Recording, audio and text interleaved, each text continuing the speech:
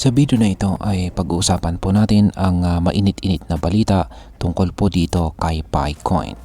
Yan, bumagsak po kasi siya ng higit 30% mula po sa kanyang recent peak.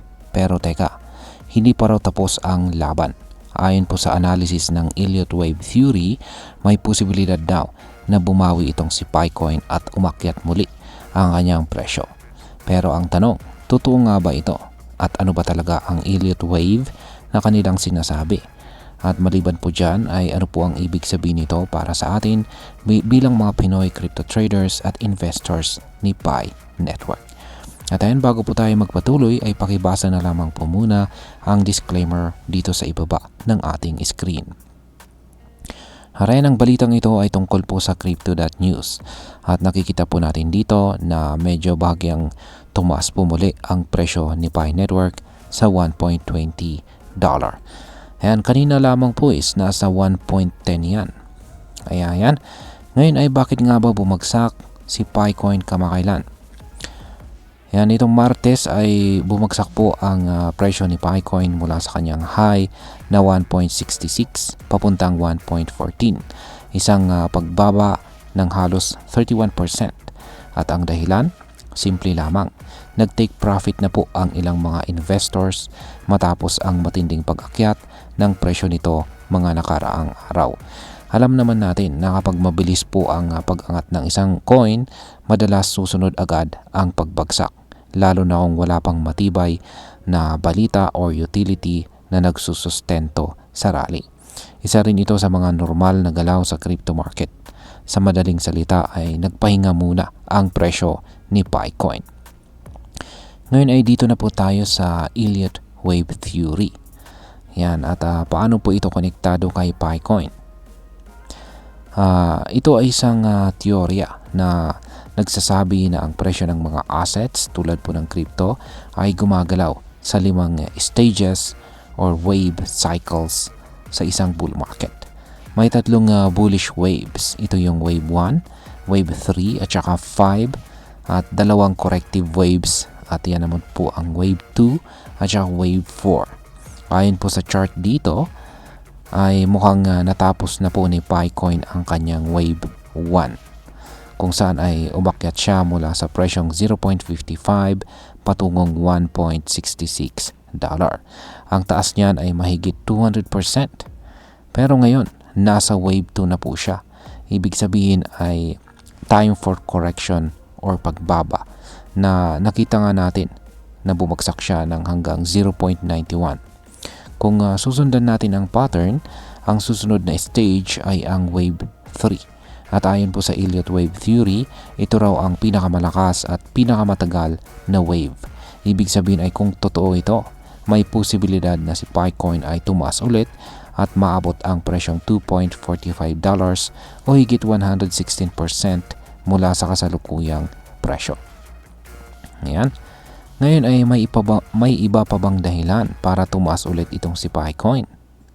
Bukod po sa Elliott Wave Theory ay may iba pa raw na mga bullish catalyst o pwedeng magpataas ng presyo ni Picoin. Una ay ang teaser na galing sa Picore team na magkakaroon daw po ng major announcements sa isang malaking crypto event na tinatawag na Consensus sa Toronto, Canada. Hindi pa malinaw ang announcement pero may ilang posibilidad. Una ay ang pagkakalista sa mga major exchanges tulad po ni Binance, Coinbase, Upbit or HTX. Ang HTX sa totoo lang ay nagbigay po ng mga cryptic post na may Pi logo. Kaya marami ang nag-assume na baka sila ang unang maglista kay Picoin. Pangalawa ay ang pagbibigay po ng incentives sa mga developers para magtayo ng apps gamit ang Pi Network. Ginawa na ito ng mga blockchain tulad po ng Avalanche, Sonic at saka Cronos. Kung gawin ito ni Pi Network, posibleng mas dumami ang activities sa ecosystem nito. At ang pangatlo ay ang token burn announcement. Posibleng mag-burn po sila ng malaking bilang ng tokens. Ito po ay isang paraan para bawasan ang supply ng token at pwedeng magresulta sa pagtaas ng presyo. Pero ayon po sa kanilang teaser, focus daw sa ecosystem ang announcement. Ibig sabihin ay malamang hindi exchange listing ang laman nito kasi ang mga ganitong balita ay kadalasang nanggagaling sa mismong exchange. Yan. Ngayon ay ang sunod po nating katanungan dito ay ghost chain nga ba talaga itong si Pi Network? Isa po sa mga pangunahing kritisismo kay Pi Network ay ang pagiging tinatawag na ghost chain. Ibig sabihin ay wala masyadong nangyayari sa kanilang blockchain. Kaunti lang ang dApps, kulang sa developer activity at kulang sa real-world usage.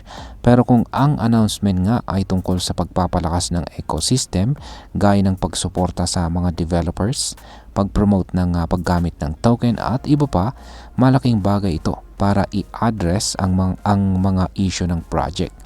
At kung totoong malaking token burn ang mangyayari, maring mabawasan ang mga agam-agam ng mga holders tungkol sa token unlocks sa hinaharap. Ngayon ay pag-usapan na po natin ang posibleng epekto nito para sa atin bilang mga Pinoy crypto traders at investors ni Pi Network. Para sa atin bilang mga Pinoy na nakatutok dito kay PiCoin, lalo na yung mga early users na nagmina ng Pi gamit lang ang cellphone, ito po ay isang crucial na panahon or napakalagang panahon. Kung totoo po ang mga prediction at magtutuloy-tuloy ang pattern ng Elliott Wave, maring umakyat pa si PiCoin sa mga susunod na linggo. Pero tandaan natin, walang kasiguraduhan dito sa mundo ng crypto. Mahalaga pa rin po ang tamang risk management. Kung may hawak ka na, kung meron ka na pong hawak or meron ka ng PiCoin holdings, ito na po ang panahon para mag-observe at saka mag-research palalo. Kung nagbabalak ka pang bumili, mag-ingat po at huwag pumasok dahil lamang po sa hype. Tandaan natin, ang presyo po ng isang coin ay hindi lang nakadepende sa chart. Mas mahalaga po ang fundamentals gaya ng adoption, development at saka real use case. Yan bilang panghuli. Ang masasabi ko naman tungkol dito ay sa totoo lang ay nakakatuwang makita na si PiCoin ay may ganitong klaseng momentum. Ilang taon din siyang tinawag na scam o fake dahil nga hindi listed sa exchange at walang klarong use case noon. Pero ngayon, unti-unti siyang bumabalik sa eksena at mukhang may plano ang core team para buhayin ang ecosystem nito. Kung magiging totoo ang mga positive catalyst tulad po ng development support, token burns at ecosystem growth, posibleng mag-evolve si Pi mula po sa ghost chain patungong functional na blockchain network. Pero sa ngayon, ang masasabi ko lang ay observe muna tayo. Maghintay ng official announcements, huwag mauna sa hype, at higit po sa lahat ay protektahan natin ang ating puhunan. At ayan, hanggang dito na lamang po tayo sa video na ito mga ka-crypto. Marami pong salamat sa panonood. Ingat po tayo lagi at God bless po sa ating lahat.